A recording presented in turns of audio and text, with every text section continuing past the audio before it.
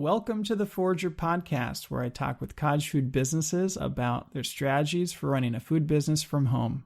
I'm David Crable, and today I'm talking with David Kaminer, who runs a bakery, Raleigh Street Bakery, out of Denver, Colorado.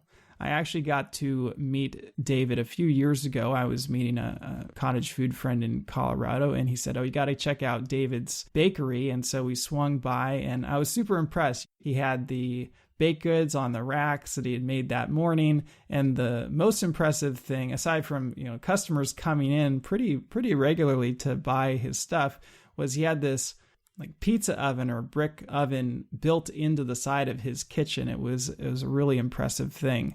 But anyway, I know that David has been growing his business for the last few years, and he even runs workshops and educates people about how to make bread in their home kitchen. So I am looking forward to hearing where his business has gone in the last few years since I've seen him.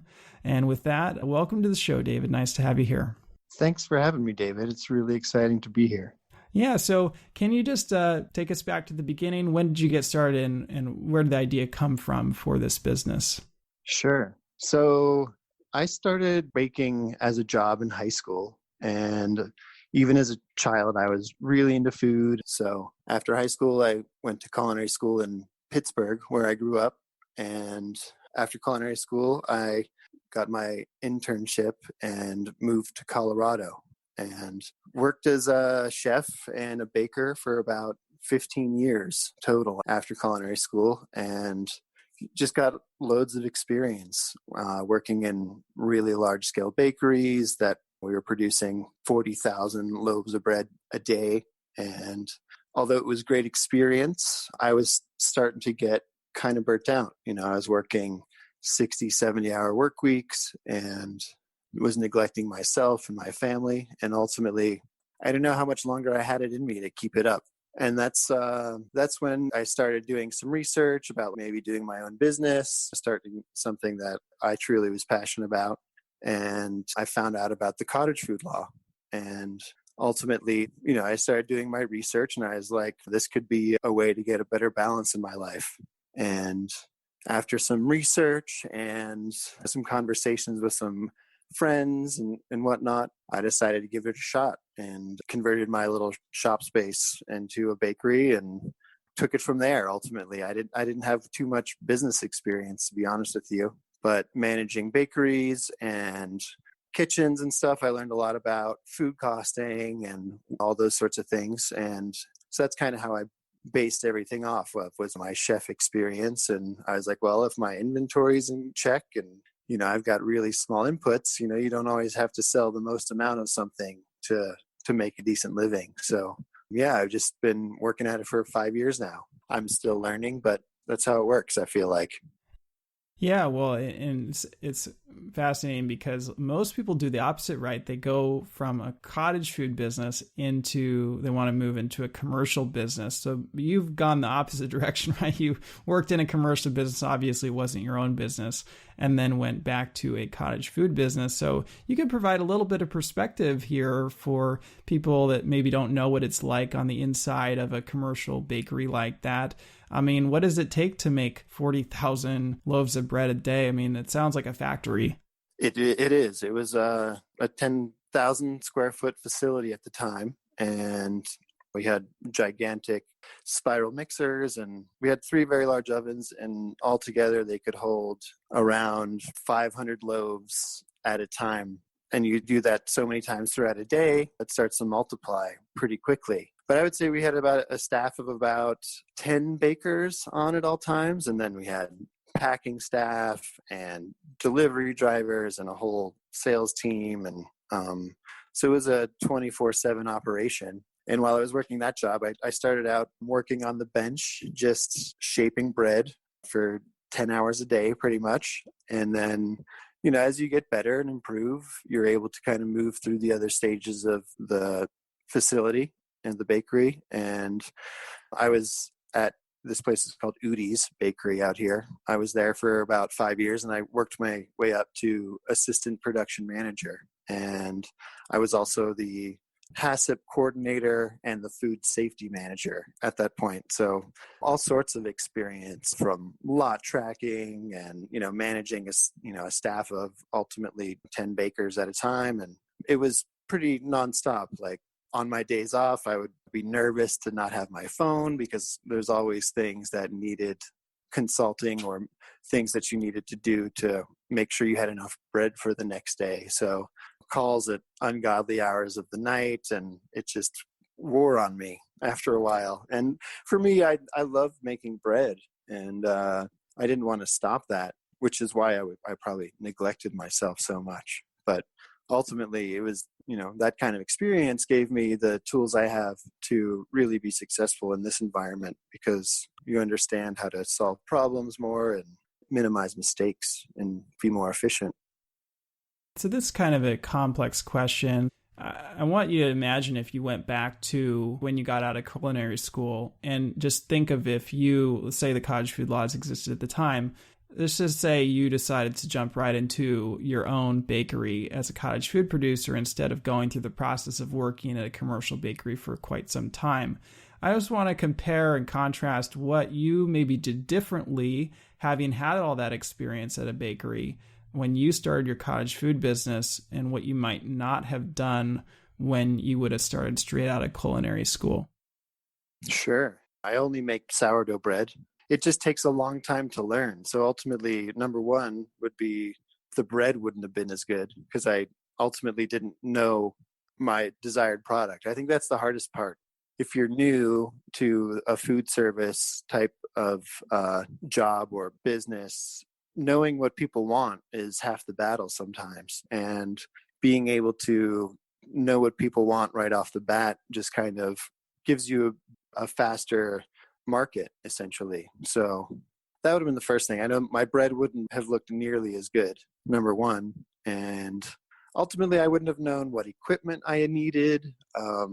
I wouldn't have understood food costing and ultimately how to manage a day and schedule a production day. Those things would have ultimately been really hard things to learn right out of culinary school. So I know I wouldn't have been as successful had I just went for it, just because experience is the most important thing, I think, in bread specifically and in food service, because it's a lot of hard work and it takes a few years for someone to really learn how dedicated they need to be to their product, and then to streamline it to where you can get a good life balance out of it, which was my ultimate goal with my cottage food, was keeping my life balanced and making sure I'm taking care of myself and my loved ones. So without those struggles that I've had and those hard, long days, I don't think I'd be as well grounded in the business either. Because, oftentimes people request a lot of things, and I feel like had I been young, I would have probably overcommitted myself real early and been unable to deliver what I'd promised to the customer. What's an example of things that people maybe overreach when they ask? Sure, like participating in farmers markets and stuff, those sort of things. There's a lot of farmers markets that happen. And, as an individual one-man operation, that can be hard to manage. If you sign up for multiple markets, maybe you think you can do it, but, I learned my limits in those years of long production. So I've learned how to say no, I think, which is an important thing in business sometimes. In Colorado, can you hire somebody to manage the market for you? You can, yeah. You can. They call it a informed representative. So somebody that knows about the product and understands the nature of your business as well. And have you leveraged that to sell more bread? No, I do one farmer's market a summer, and then I've had these 2 bake days since the beginning of it all. And I've just really focused on maximizing those bake days. Not only has it allowed me to kind of grow slow, but it's also allowed me to be efficient and maintain the lifestyle that I want. But summertimes I'm working every single day and probably working just as many hours as I used to in those old jobs. But then winter comes around and your life kind of slows down a little bit. So I don't know. The first couple of years were scary, but as time's gone on, I've been able to understand how the seasons ebb and flow, and also understand how much I need to make to pay my bills and, like I said, maintain that healthy lifestyle. I remember when I went there a few years ago and saw your bakery, and those loaves of bread looked like little pieces of art. You clearly put a lot of time and effort into each one of them, and looked like you had truly perfected your craft. So are most of the sales then coming from people who come directly into your bakery if they're not happening at markets? Yeah, right now on Fridays, I have about 80 people that will come and pick up bread from my house. And right now, I'm making around like 300 loaves a week. And what is the pricing? So $6.50 is what I charge for a 700 gram boule or batard. And then I have baguettes that I sell for $4. I have a rotating pan loaf that I charge $7 for. And then I also make pretzel rolls, which I sell for $1 each, or 6 for $5. So I think it's very comparable to the high quality bread you can get in the store. So if you go buy like Killer Dave's bread, right? That's all organic ingredients and, it's a whole grain. And his bread is actually more expensive than mine in the store. So it's kind of market price for artisan bread. And I find some people think that I should charge more for it sometimes. So I think I'm right in the sweet spot. So I was wondering if you had all this experience at a commercial bakery and that really helped shape the direction of your cottage food business. Is that something that you would recommend if somebody's trying to start a cottage food business and they have no experience in the food industry? Would you think that they'd be better off joining a commercial bakery or something like that before starting a cottage food business? I think it depends on how much they want to grow their business. I would say some people aren't as ambitious with their business, but if you do want to be successful, I feel like learning from hands-on experience is invaluable. If you can even get working for a week in some place that you really like, go and asking bakery in town or whatever your business model is, and spending time with those people, you can learn so much about just being efficient. And I think those are the things that are what being successful in business is all about. I don't know. I took this, just to get off on a little sidetrack, I took this business plan boot camp class whenever I first started the business. And one of the first things they tell you is time is your most valuable resource. So the more time you can save, the more potential you have time for making more sales or potentially spending time with your children, whatever your desires may be. So yeah, working in a professional establishment can just teach you so much. So I would definitely recommend that people seek out those opportunities. Yeah, because you worked there for 15 years, right? But I assume you'd be able to get a lot of that information that you gained in a shorter time period. You mentioned a week, but what do you think? How long do you think you would have had to work in a commercial establishment to have most of the knowledge that you gained over the course of 15 years? Oh, I don't know. Well, they were different. So I'd only worked in bakeries for about half that time, and the other half was restaurants. I think working in the restaurant taught me that I wanted to work in a bakery, number one. Just managing people is another thing that I learned. But I don't know. I would say at least a year, just because with bread, there's so many variables. And as the seasons change, so can the process. So being able to see those variations and how the baker might solve problems, you're not going to be able to find those things out on your own. And if you do, you're going to find out the hard way and probably might end up wasting some ingredients in the process. So I would say at least a year if you can swing it. So can you walk us through the process of what it looks like to craft your bread? I mean, from the starter to the actual finished product, what does it look like inside your bakery to go from beginning to end of that process?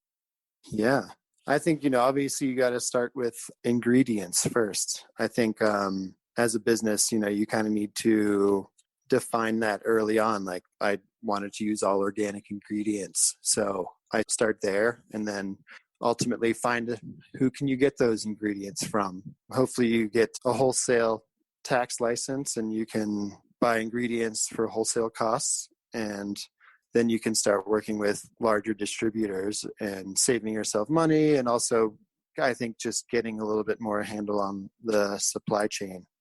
I mill about half the flour I use in-house. I've got a 8-inch stone mill and another smaller one.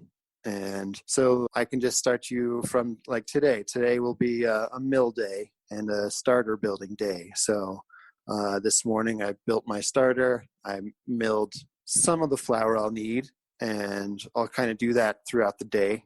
And then this evening I'll be getting my production sheet into an order, and I'll be milling more flour. I'll be building my starter again. And then tomorrow will be a mix day. Most of my breads are pretty simple. Everything's just flour, water, and salt and the starter. And sometimes I use seeds and dried fruits in some of the breads, but they're all different combinations of basically the same thing, which is flour, water, salt, and starter. So the mixing process takes about 5 to 6 hours from when you're initially putting water and flour together. And then, there's a lot of little steps in between. You're waiting and prepping stuff for later, stamping bags, all those little things throughout the day to kind of fill the time. And meanwhile, the dough is fermenting, and I have a few different breads, so they each kind of have a different process. Some of them are shaped that same day. Some of them, the doughs are actually put into a refrigerator overnight in a tub, and then will be shaped the morning of the bake day. But between mixing and shaping and some of the refrigeration, you're just kind of moving buckets of dough around and baskets of dough around. And also during that time, I'm firing the oven. So you bring it up to well over the temperature that you need it for baking. I would say anywhere from 900 to 1200 degrees on the inside. And that takes about 6 hours too. So that lines up pretty well with the mixing process. And after that, I seal up the oven. And in the meantime, most of the doughs are in the refrigerator, and you're kind of just doing little things as time goes on. And then on Friday, I wake up, and it depends on the day. Sometimes I have this whole grain rye bread, which I'll mix the morning of. Sometimes I'll shape pan loaves. It just depends on which week I'm in my bread cycle.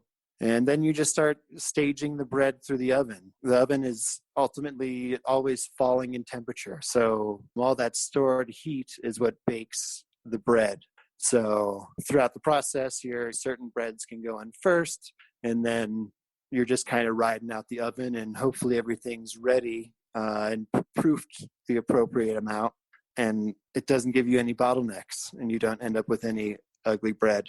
But it's been a lot of learning curve. I would say even now, it's been about 5 years, like I said. I'm still learning more efficient ways or better ways to do things. So every day is kind of different, to be honest. And even though it seems very routine to me, there's always variables. And I think that's what I really like about the process, is that it's always changing, and it is very much an artistic process, I would say. And even though you think you may have had a bad day, the customers don't ever seem to mind. And then on Friday will be my retail day. So I'll bake everything the morning of and open up at 10 a.m. Quite the process. Right. It was a lot of little steps, and then finding the ideal times to work, and then finding the ideal times to spend time with your family. So there's a lot of gaps in the process, and I kind of do that on purpose just so I can work efficiently and maximize my day, whether it be baking or trying to do something nice with my family. I'd like to hear a little more about your pizza oven. I mean, it's built right into your kitchen. Is that something that you built, or did it come with the house, or how did that all work out? Yeah, that was definitely my crazy idea. I was working at my last real job, and it was kind of recently after I found out about the Cottage Food Act, and I came home and I was like, well, what if I built an oven?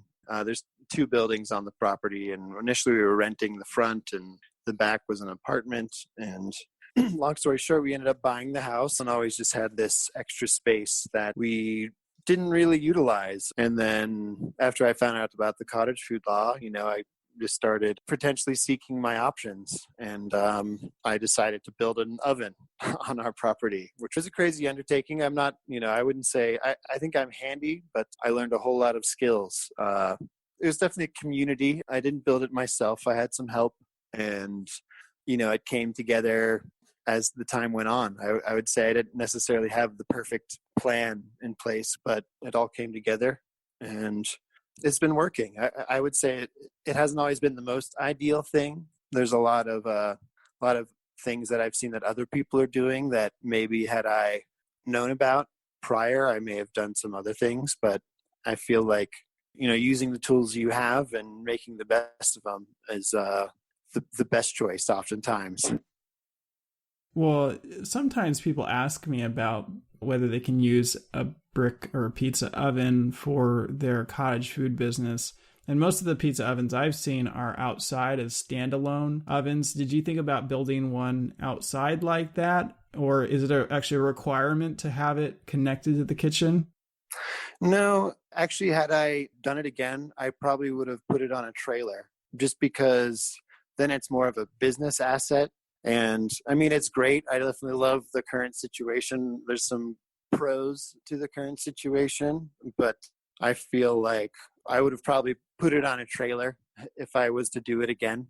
Yeah, there wasn't any necessarily any requirements. With bread, it's a pretty safe product. So ultimately, they just understand the nature of the product, where there's no pH testing like there is for a lot of the canned goods. But I mean, ultimately, with my food service background, I've just been trying to follow all the standard good manufacturing practices and stuff. Yeah, no, definitely. Bread is a very, very, very safe item, especially a sourdough one, which is mostly water and flour. So did you ever consider moving beyond just the sourdough? I mean, you're really hyper niched in just making one kind of bread, but have you thought about selling other kinds of bread, or are you just not interested? Well, I feel like part of it is the health aspects. I feel like a lot of bread that is commercially made and using commercial yeast does not agree with people as well. And what I've found is a lot of people do have intolerances to wheat. Not necessarily they're celiac, but I don't know. I truly believe that grain should be fermented before we consume it. So I feel like if we eat like a cookie or something like that, it is a treat. I feel like sourdough is ultimately healthier for people. So that's a big part of my mission, is changing people's perspective on what sourdough bread is. And I think just knowing that it's healthier for people is a big selling point. And oftentimes I feel like people are seeking out sourdough bread, and I feel like that's part of my niche, is everybody who buys bread from me knows that I use fresh milled flour and I make sourdough. So they're confident in how their body's going to respond to the food. So it's kind of the part of the mission ultimately, is to give people healthy food. So I think that's what it's rooted in for me. Do you know what the science is? Like, what is it about the fermentation process that changes the grain?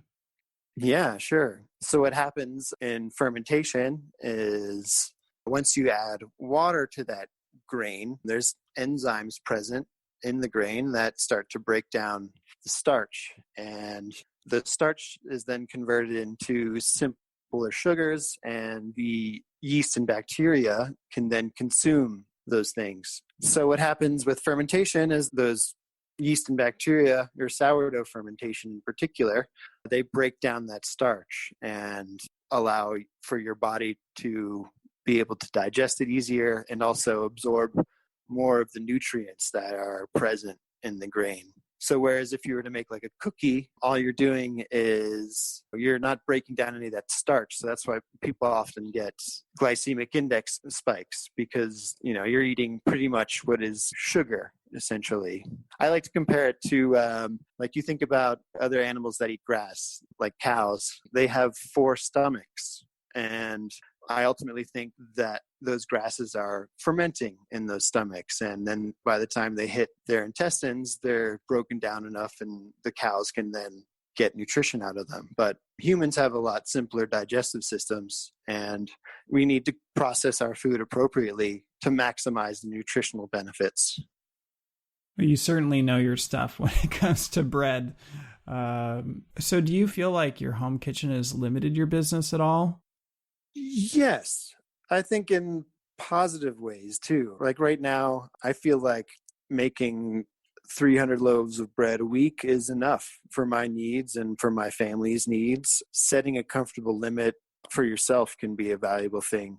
But it is challenging just because if I had a bigger oven, I could make the same amount of bread in a really shorter amount of time. But I don't know, it's limiting, and it can be stressful.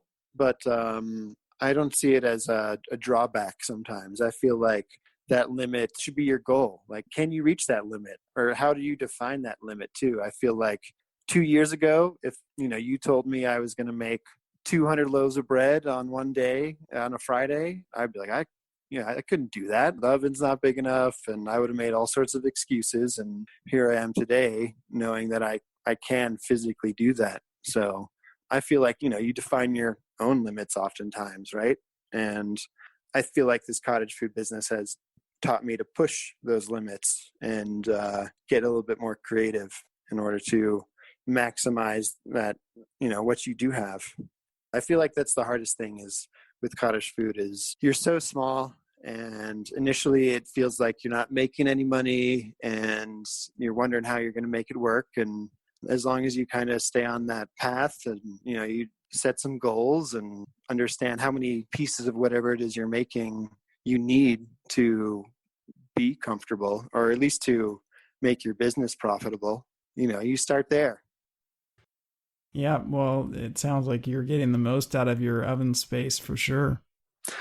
Yeah, those are the things, right? You just got to keep I have this, it's just a Google form that people fill out to order bread for me. And it's not the most easiest system to manage just because people can't actually purchase anything online, and you can't really set limits on inventory, right? So these last few weeks, I'm like, all right, I've still got some room. And then, before you know it, you've got 10 more people who fill it out, and you're like, all right, this is more bread than I thought I could make. But ultimately, I feel for me, I'm forced to give it a shot. Like, what's the worst that could happen?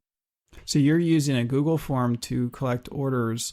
Why aren't you using like a website system to, can you not collect money through the web for Colorado?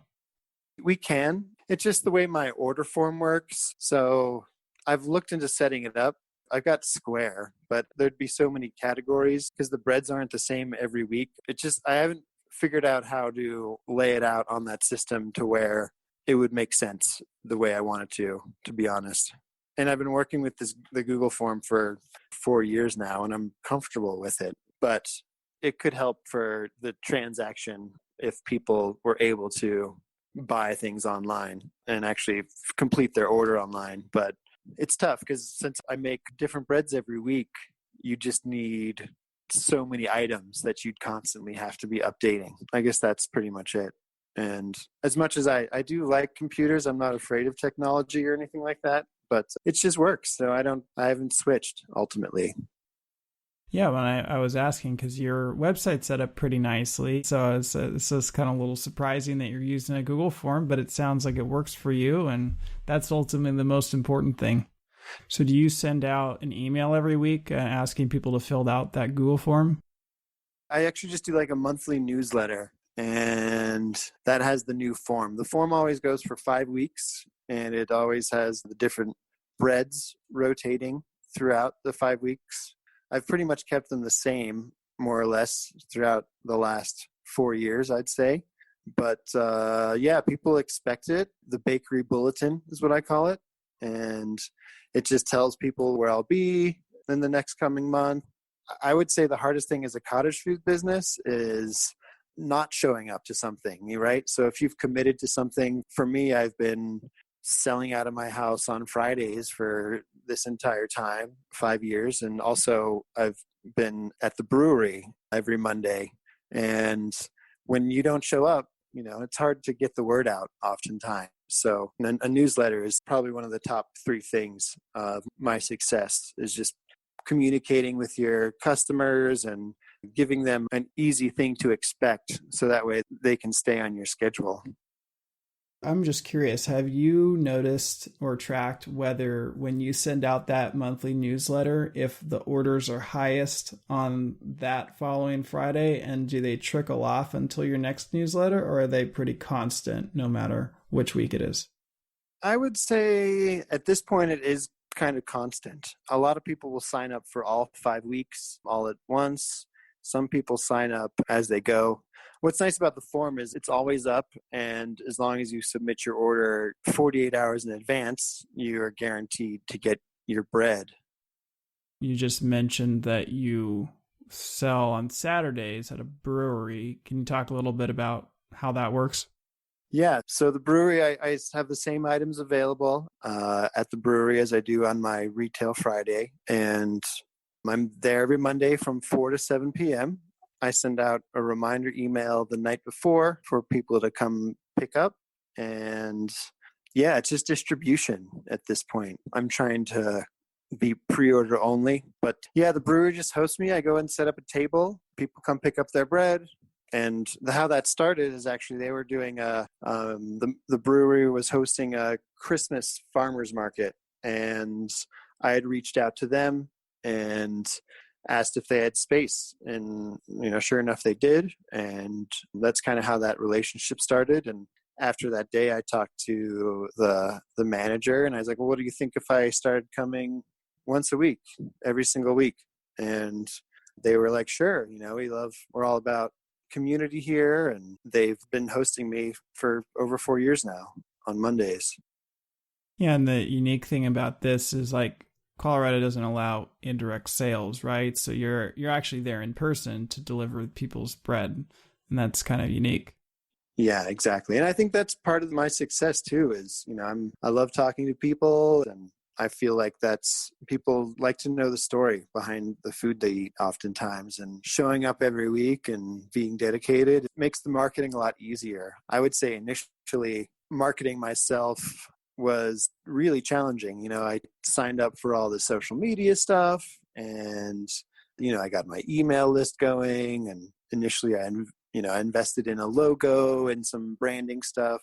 But I would say all that stuff is good, but showing up consistently is the most valuable marketing tool you can ever have, just because people expect you to be there. And sure enough, I've seen the same faces week in and week out since I've been started. And as you go on, you meet new people and your customer base grows, and obviously some people come and go, but there's a lot of people that have supported me from day one that are still buying bread from me every single week. And, they're my friends, and it's a wonderful thing to be able to converse with them and be a part of their life and feed them good food.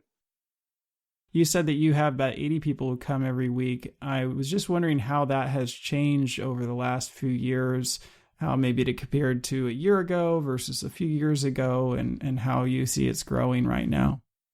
Sure. So when I started, I was still working at my last job, and I would open up on Mondays and just try to put the word out. But that first time I'd make like 25 loaves every single Monday. And that was it. And then it took me about a year to get the Google form organized, because otherwise a lot of it was manual orders. I was still defining my product line at that point. So that was about 6 months I was just doing those Mondays. And then I started my first farmers market. And I feel like that definitely was also a really important marketing tool. Not only do you meet a lot of people, but you sell more bread. And then it just slowly kept growing. And now, actually, in the past 8 weeks, I've been actually making close to double what I normally make on a Friday. So I would just say in January, for example, I would probably make about 80 to 90 pieces on a Friday. And now, as I said, I'm making close to like 180 pieces on a Friday. And that's just in 2 months' time. And is that all because of the coronavirus thing that's happened? I feel like that's part of it. People are definitely, they have more time to think about things, and seeking out good food seems to be one of the things that people are choosing to do with their time. And for me too, I'm kind of hard to shop from. I mean, I only have that window to pick up on Monday, and then I'm open for 8 hours on Friday. And that's a hard sell for a lot of people these days. So with people having time, they're able to make special trips and go find special things. And I feel like that's a big part of it. Yeah, well, I have heard that a number of bread bakers in this coronavirus pandemic have been busier than ever for whatever reason. The people are seeking out the bread. Yeah, that's what I heard. And now I'm getting like people can't find yeast, they can't find flour. The supply chain's a little backwards right now, right? I think in the United States, what is it? Something like people eat out 50% of the time or something like that, So now that the restaurants aren't supplying that food to their customers, the food's there. It just isn't as accessible because it's taking a different pathway to get to the consumer. So somebody who's starting out at home and baking, if they're wanting to start a bread business like yours, what would you say is a good first step for them? Or what kind of person do you think would be fitting for a bread business? What's so nice about the cottage food law is you have the opportunity to start small. And prior to cottage food laws existing, if I wanted to open up a bakery, I'd be $250,000 in before I could even produce my first loaf of bread. You could start making 6 loaves a week and trying to sell them on the weekends while you're working your normal job, and then see how it goes. I feel like as long as you love making bread and you're comfortable charging people for it, and you understand the value of your time, you can make a go at it pretty easily. For me, it was starting like that, seeing if I could potentially ramp this up. So I feel like as long as you're ambitious and you love making bread, you can pull off a cottage food business almost at any scale. And it just all depends on defining how much you need and if it's worth your time. Well, David, I have to ask, you went from a commercial operation to a cottage food operation. Do you ever have any ambitions of scaling out of your kitchen at some point and doing a bakery of your own? Always, actually. I've had quite a few ideas of how, if I was to expand, what that might look like over the years. But the more I think about it, I'm comfortable and I'm happy, and it's hard to deny that. But going back to when you said, is cottage food limiting? And one of the ways that it is limiting for someone like me is, a lot of my goals happen to deal with the local grain economy and like the big picture of our agricultural system and where our ingredients come from. Because I'm so small, I don't make as big of an impact on the grain economy as I'd like to. So a farmer wouldn't say grow a crop of wheat for me because I'm too small. So, I would say one of the hard things about being a cottage food producer is, even though I'm home with my family, there is a lot of isolation time of me just baking by myself. And coming from the food service industry, you're always surrounded by people and you're talking all day. And I really always enjoyed that part of food service. And I don't get that anymore. But I am fortunate that I get to see my customers every week. And, that's my community that I get to converse with. But I always have dreams of more. But I'm trying to always reel it in and put it into a comfortable perspective of what that might do to my life. I did want to ask about Colorado's cottage food law and the restrictions, and specifically about a very unique restriction that only pertains to Colorado in the sales limit, where they allow, I believe, $10,000 of sales per year per product. I think it's only per product restriction out there. Is that something that you think about, or has that affected the way you do anything? I definitely think about it. The way they define a product is an individual product with a designated name, right? So even though my breads are made up of similar ingredients, sometimes they are containing different, like seeds or different grains or flours. My country bread is one product, and then I've got a flaxseed, which is another product. And because of the diversity of my product line, I haven't came near that cap, actually. Yeah, that's what I basically figured. And that's kind of the interesting thing about that limitation is that it's not that limited, right? Because there's so many ways that you can tweak the flavor of something or change this or change that and come up with a different product. Yeah, I was at quite a few of the stakeholder meetings initially, and I don't even really remember spending too much time on that.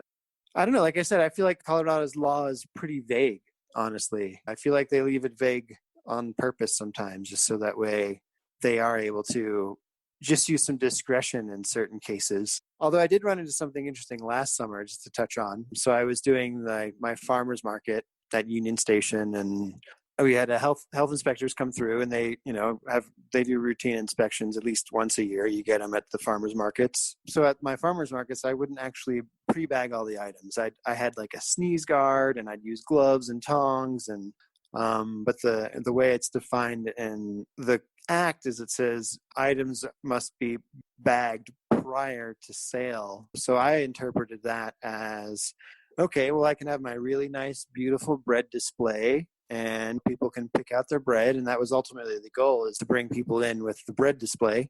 And I did that for about 4.5 years. I had the same exact farmer's market stand. I never got any problems from health inspectors. And this past summer, I had an inspection, and the inspector was like, well, everything needs to be prepackaged. And I tried to explain to him like what I've been doing, and I've been doing this for these many years.